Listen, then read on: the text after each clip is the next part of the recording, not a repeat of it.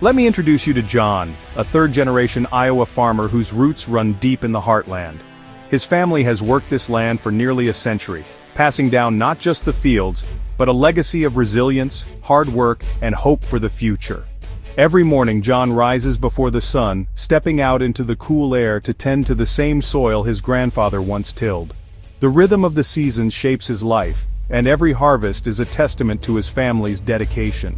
So when the government rolled out the Inflation Reduction Act, offering support for sustainable farming, like efficient irrigation and cover crops, John saw more than just a grant. He saw a lifeline, a way to keep his farm thriving for the next generation, and to do right by the land he loves. He signed the paperwork, took out a loan, and invested in state-of-the-art equipment, believing in the government's promise to reimburse him. It was a leap of faith, but John trusted that the system would honor its word. The changes paid off quickly. His soil grew richer, water retention improved, and his energy bills dropped. For the first time in years, John felt optimistic about the future of his farm. For a brief moment, it seemed like all the hard work and risk had been worth it. John could finally breathe a little easier. But everything changed in January 2025. A new administration swept in and overnight froze federal funding for programs like John's. The contract he'd signed, the promises he'd relied on, they were suddenly meaningless. John called the USDA, desperate for answers, but no one picked up. The money he'd counted on simply vanished, leaving him stranded. Now John faces unfinished projects, mounting bills, and a future clouded by debt. The improvements he started are left incomplete, and the financial burden grows heavier by the day. The bank doesn't care about broken promises or shifting politics. They want their payments, and they want them on time. The new equipment, once a symbol of hope and progress, now sits idle in the barn, gathering dust, a daily reminder of a promise broken. John's not alone in this struggle.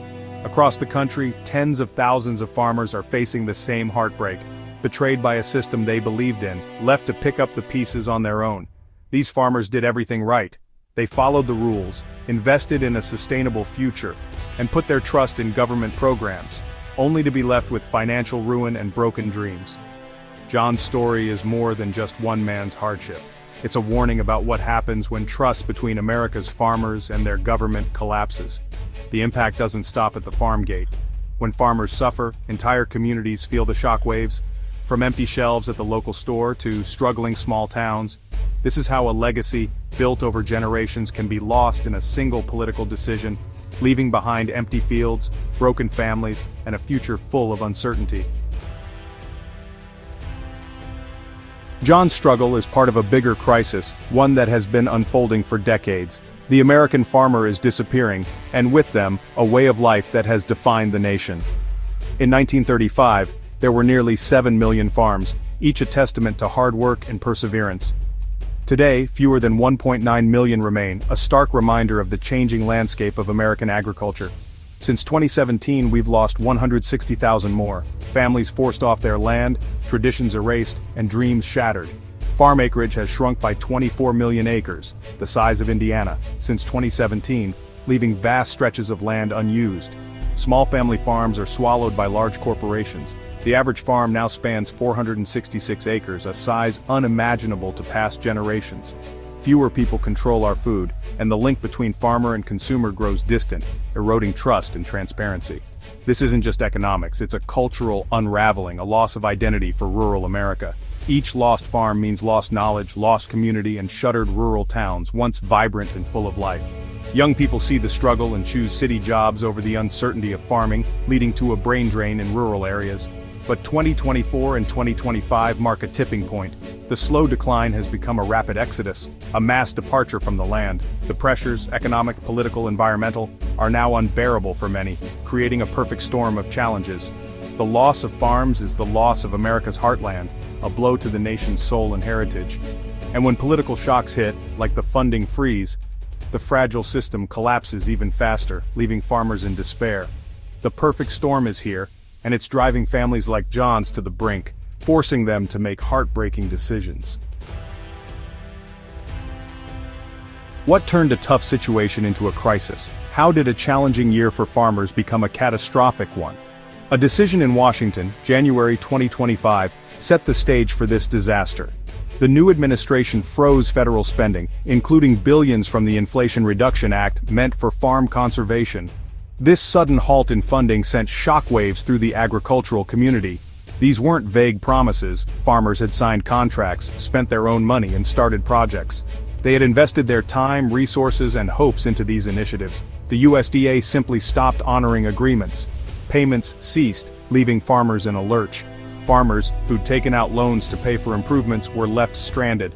They faced mounting debts with no relief in sight.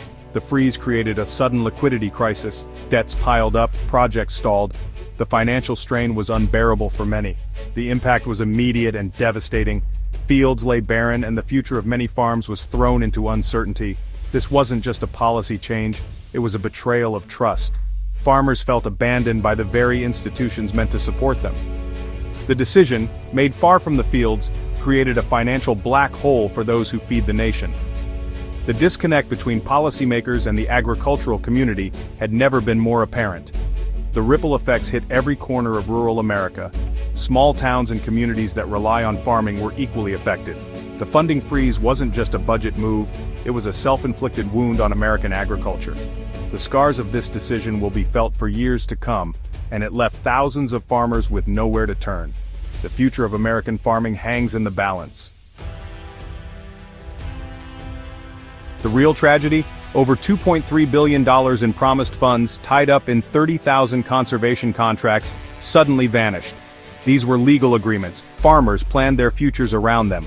Imagine investing $250,000 in new equipment, counting on reimbursement, only to be told the money's gone. The freeze triggered a domino effect. Farmers couldn't pay suppliers, contractors went unpaid, and rural banks faced defaults. The shockwaves rattled entire communities. Beyond the financial chaos, trust was shattered. Why would any farmer risk investing in future government programs? The message was clear: you're on your own. The damage to the relationship between farmers and government may last for generations.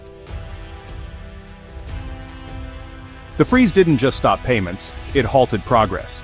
Key programs like EQIP and CSP, which helped farmers conserve soil and water, were left in limbo. The Rural Energy for America program, which funded renewable energy and efficiency upgrades, was also frozen. These weren't handouts, they were investments in sustainability and resilience. Half-built solar arrays, unplanted cover crops, and unfinished conservation projects now litter the landscape. The message to forward-thinking farmers: your efforts don't matter. The freeze traded long-term security for short-term politics. The cost? A stalled future for American agriculture.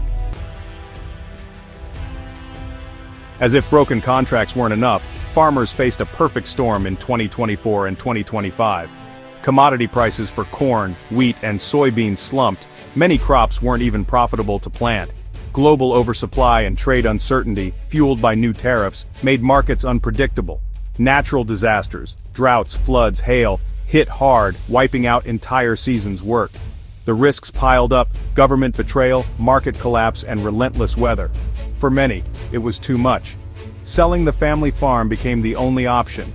The decision wasn't made lightly, it was born of exhaustion and despair. The odds were simply too high. The American farmer was being squeezed from every side. Under pressure, the government tried to help, sort of. Congress passed aid packages for low prices and disaster recovery, totaling $30 billion.